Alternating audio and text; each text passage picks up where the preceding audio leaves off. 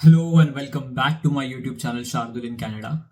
और आज की वीडियो में हम बात करने वाले हैं कि कनाडा में पढ़ने के लिए टोटल खर्चा कितना होता है। तो मैं अभी ट्रेंट यूनिवर्सिटी पीटरबरो कनाडा में पढ़ रहा हूँ। मैं मास्टर्स कोर्स कर रहा हूँ जो 16 मंथ्स का है, जो इक्विवेलेंट कनाडा के हिसाब से 2 साल का कोर्स है। तो जितना खर्चा मुझे हुआ है 2 साल का कोर्स का, वो मैं आपको बताऊंगा कि पर सेमेस्टर कितना फीस वगैरह जाता है, और कितना इंडिया में मेरा खर्चा हुआ और यहाँ पे कितना खर्चा हो रहा है, मैं इंडिया में कितने पैसे लेके आया और यहाँ पे कितने खर्च कर रहा हूँ। ये मैं आपको इस वीडियो में बताऊंगा। तो ज़्यादा टाइम पास नहीं करते, वीडियो शुरू करते हैं। तो फर्स्ट, आप जब कनाडा जाने के बारे में सोचोगे मास्टर्स कोर्स के लिए, तो फर्स्ट देना पड़ता है आइल्स एग्ज़ाम। तो इंग्लिश प्रोफिशिएंसी एग्ज़ाम, जो कि आपको कॉस्ट करेगा अराउंड 17,000, 17,000 का। कंप्यूटर बेस्ड दो या पेपर बेस्ड दो, दोनों का सेम ही प्राइस है। तो उसको पड़ेगा $17,000, सॉरी 17,000 इंडियन रुपीज। और अगर आप सोचोगे कि आइल्स की कोचिंग वगैरह लगवा लो, बट मैं सजेस्ट नहीं करूंगा कि आइल्स की कोचिंग वगैरह लगवा लो। यूट्यूब पे जाओ, यूट्यूबर्स बहुत सारे हैं जो आइल्स की टिप्स एंड ट्रिक्स बताते हैं। तो उनके हिसाब से आप कुछ तो करोगे। इंग्लिश तो वैसे भी आप बहुत ज़्यादा कोचिंग लगा के महीने में 2 महीने में बहुत ज़्यादा तो इम्प्रूव नहीं कर लोगे। तो मैं बताऊंगा कि टिप्स एंड ट्रिक्स सीख लो। आइल्स इज़ वेरी इजी, बस उसको आपको ट्रिक्स पता होगी तो कॉन्फिडेंस के साथ आप अगर एग्ज़ाम जाओगे तो हो जाएगा। उसके लिए कोचिंग की ज़रूरत नहीं पड़ेगी। फिर भी आपको अगर कोचिंग लगवानी होगी तो इट विल कॉस्ट अराउंड 5,000 पकड़ लो। तो इतना होगा आइल्स का खर्चा। आइल्स हो गई, तो अभी यूनिवर्सिटीज़ को अप्लाई करोगे। तो यूनिवर्सिटी का, कुछ यूनिवर्सिटीज़ जो होती है उनकी एप्लीकेशन फ़ी नहीं रहती, बट मैक्सिमम यूनिवर्सिटीज़ की, सभी की पकड़ लो कि $100 मिनिमम, $100 तो फ़ी होती ही होती है। आप यूनिवर्सिटी को अप्लाई कर रहे हो, कम से कम 5 यूनिवर्सिटीज़ को तो अप्लाई करोगे।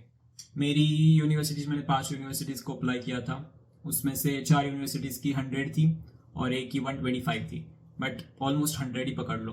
तो अगर हम लोग 100 पकड़ ले, 5 into $100, तो $500 अगर हम लोग इंडियन रुपीज़ में कन्वर्ट करें, तो मैं अभी कन्वर्जन रेट बता रहा हूँ, $61 इज इक्वल टू $1 कैनेडियन, क्योंकि अभी वो गूगल का रेट चल रहा है इसलिए मैं बता रहा हूँ। मैंने जब भरी थी वो 62 63 तक पहुँच गया था, बट फॉर्चुनेटली अभी के टाइम में वो 60 और 61 के बीच में ही खेल रहा है। तो हम लोग 61 पकड़ते हैं, ओके। तो अगर यूनिवर्सिटी को अप्लाई करने की फ़ीस पकड़ो तो 30,000 पकड़ लो। 30,500, अगर 500 into 61 किया तो 30,500 आपकी हो गई यूनिवर्सिटी अप्लाई करने की फ़ीस। अगर आप लकी हुए और अगर आपकी क्रेडिबिलिटी ज़्यादा हुई तो आपको ऑफर लेटर आएगा। ऑफर लेटर आ गया तो आप कनाडा जाने की तैयारी शुरू कर दोगे। तो क्या उसके लिए पहले आपको GIC करना पड़ेगा। तो GIC क्या होता है सिंपल टर्म्स में, कि आपको कैनेडियन बैंक में कुछ पैसा जमा करना पड़ेगा वीज़ा को अप्लाई करने से पहले। तो कनाडा गवर्नमेंट को बताना पड़ेगा कि हाँ, हम लोग इतना पैसा हमारे पास है तो हम लोग यहाँ पे डिपॉजिट कर रहे हैं। तो स्कॉशिया बैंक या फिर CIBC, अलग अलग बैंक है, उसमें आपको GIC अकाउंट ओपन करना पड़ेगा और उसमें पैसा डालना पड़ेगा। जब मैं आया था मैंने $10,000 जमा करके आया था, और जो मुझे हर मंथ फॉर ईयर मेरे अकाउंट में जमा होंगे।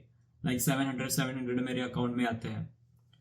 तो बेसिकली आपका ही पैसा आपको ही मिलेगा, बट आपको डिपॉजिट करने पड़ेगा, उसको बोलते हैं GIC। तो आप मेरी पिछली वीडियो में देखा होगा कि अभी उसका अमाउंट उन्होंने बढ़ा दिया है। तो उसका अमाउंट कर दिया उन लोगों ने $20,635 कैनेडियन डॉलर्स, जो अगर इंडियन रुपीज़ में कन्वर्ट करो तो वो होता है कि 12,58,000, उसके हिसाब से 12.5 लाख रुपए आपको जमा कराने पड़ेंगे। CIBC, स्कॉशिया या फिर अलग अलग बैंक है जिसमें GIC अकाउंट में। ये हो गया। उसके बाद में सबसे बड़ा खर्चा होता है कॉलेज फीस का। तो कंपैरेटिवली यूनिवर्सिटीज़ की फ़ीस थोड़ी ज़्यादा होती है, क्योंकि उसकी डिग्री को भी थोड़ा सा इम्पोर्टेंस ज़्यादा होता है। Other than college fees. तो मेरी फीस है टोटल 42,000 कैनेडियन डॉलर्स, लाइक पूरे 16 मंथ्स की, विच इज़ टू मच, बट भर दिया अभी। सोचा कि बाद में निकल आएगा। मेरा कोर्स भी डेटा एनालिटिक्स कर रहा हूँ मैं, तो आई थिंक इट्स वर्थ होगा थोड़ा सा। तो 42,000 कैनेडियन डॉलर्स मेरी 16 मंथ्स की फीस है। ये सबसे बड़ा खर्चा है जो अराउंड जाता है 25 और 25 लाख 6200 तक। तो ये सबसे बड़ा खर्चा हो गया। यहीं पे आपका आधा से ज़्यादा पैसा चला जाता है ऑलमोस्ट। उसके बाद हो गया कॉलेज की फीस भर दी, वीज़ा के लिए जाना है। तो वीज़ा के लिए अप्लाई करने से पहले आपको वीज़ा की मेडिकल चेकअप करवाना पड़ता है। तो मेरे पास रिसीट थी, मैंने उस पर देखा, तो मैंने 6,400 मेडिकल चेकअप के लिए दिए थे, which is too much, but it's fine, इतना तो भरना ही पड़ेगा। But it also differs city to city. तो अब मैंने पुणे में दिया था, तो पुणे में 6,400 उन लोगों ने लिया। अगर दूसरे हॉस्पिटल में जाओगे तो थोड़ा सा इधर उधर कम ज़्यादा होता ही है, तो उसको पकड़ लेते हम लोग 6,500 पकड़ लेते। उसके बाद सारा कुछ हो गया, अभी वीज़ा एप्लीकेशन हो गया। तो वीज़ा अप्लाई करने जाओगे तो वीज़ा एप्लीकेशन की फ़ीस है 150 कैनेडियन डॉलर्स, और बायोमेट्रिक्स की फ़ीस है 85 कैनेडियन डॉलर। तो दोनों मिला के 235 कैनेडियन डॉलर्स, और जो इंडियन रुपीस में कन्वर्ट करोगे तो ऑफकोर्स 14,000 के आसपास आएगा। सो 14,000 इंडियन रुपीस आपकी हो गई वीज़ा एप्लीकेशन की fees with biometric fees. Moving on, visa आ गया, सब कुछ हो गया। कनाडा के लिए निकलना है तो शॉपिंग करोगे, तो शॉपिंग तो पकड़ ही लो, 30,000 इंडियन रुपीस के ऊपर ही जाएगा। 30,000 के ऊपर ही आप शॉपिंग करोगे, क्योंकि बैग्स वगैरह खरीदोगे, यूटेंसिल्स खरीदोगे, मसाले खरीदोगे, कपड़े खरीदोगे, कुछ इलेक्ट्रॉनिक्स आइटम्स खरीदोगे, तो वो पकड़ लो खर्चा मोटा मोटा हो जाएगा कि अराउंड 30 से 50,000 आप जैसे शॉपिंग करोगे उसके ऊपर है आपको कितना खर्चा करना है। इट्स लाइक वॉलंटियर खर्चा। उसके बाद आप जाने के लिए निकलोगे, पर एयरप्लेन टिकट करना पड़ेगा। तो एयरप्लेन टिकट मैं सजेस्ट करूंगा कि थोड़ा जल्दी करोगे, जितना जल्दी करोगे उतना सस्ता पड़ेगा। तो मैंने आप पिछली वीडियोस में देखा ही होगा कि मैं इजिप्ट वगैरह घूम के आया। तो इजिप्ट एयर मेरी एयरलाइन थी, उसमें मैंने 1,11,000 का मेरा टिकट हुआ था फ्रॉम मुंबई टू टोरंटो। तो मेरे कुछ दोस्त तो 1.5 लाख 2 लाख का टिकट लेके आए थे। बट आपको ध्यान रखना पड़ेगा, एयरलाइन वाइजली चूज करो, सीट वगैरह तो जल्दी चूज करोगे उतना अच्छा फायदा होगा। तो इसका अराउंड एवरेज पकड़ लेते 1,25,000 की टिकट पड़ती है। मुझे थोड़ी सस्ते में पड़ गई, बट पकड़ लो कि 1,25,000 की टिकट पकड़ लो। उसके आगे मूविंग ऑन, कनाडा आ रहे हो तो कुछ तो पैसा लेके आओगे। तो मैं कैश में लेके आया था Canadian dollars, like 500 Canadian dollars में लेके आया था, जो कि मैं इंडिया में ही एक्सचेंज करवा के लाया था। और वो 500 कैनेडियन डॉलर्स थे, जो इक्विवेलेंट रुपीस में हो गए 30,500।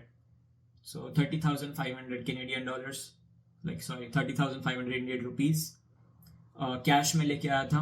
और मैं फॉरेक्स कार्ड करके आता है, जिसमें आप इंडियन रुपीस भरवाओगे और आप कैनेडियन डॉलर्स में उसको विड्रॉ कर सकते हो। बेसिकली टैप और इंसर्ट करके यहाँ पे it's like a credit card, जो हम लोग पैसे भर के आते हैं और यहाँ पे कैनेडियन डॉलर्स में यूज़ करते हैं। तो बेसिकली उसमें मैं 1,500 लेके आया था। उसकी ज़रूरत पड़ी नहीं यूज़ करने की, बट स्टार्टिंग में जब मैं आया था, जब तक GIC अकाउंट आपका एक्टिवेट नहीं होता तब तक आपको वो यूज़ करना पड़ेगा। जैसे GIC अकाउंट एक्टिवेट यहाँ पे आके आप करोगे, वैसे ही 2,000 कैनेडियन डॉलर्स आपके अकाउंट में डिपॉजिट हो जाएंगे, कार्ड भी मिल जाएगा, तो फिर इसकी ज़रूरत नहीं पड़ेगी।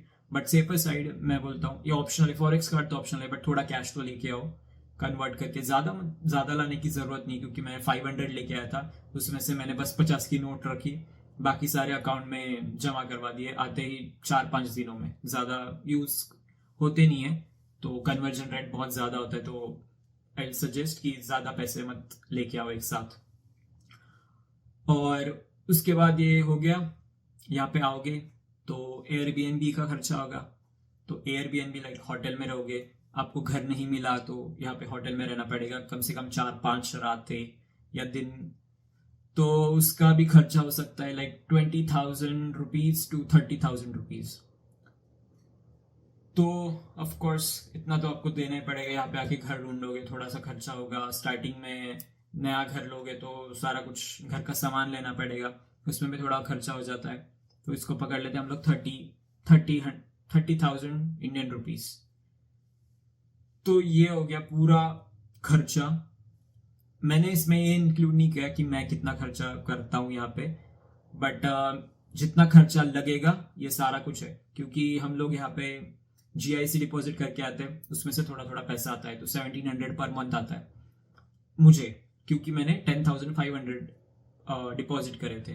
बट अभी इन लोगों ने बोला कि 20,000 डिपॉजिट करके आओ, तो ऑलमोस्ट आपके पास इतना पैसा आ ही जाएगा कि सेविंग्स भी हो जाएंगी और आपका खर्चा भी निकल जाएगा।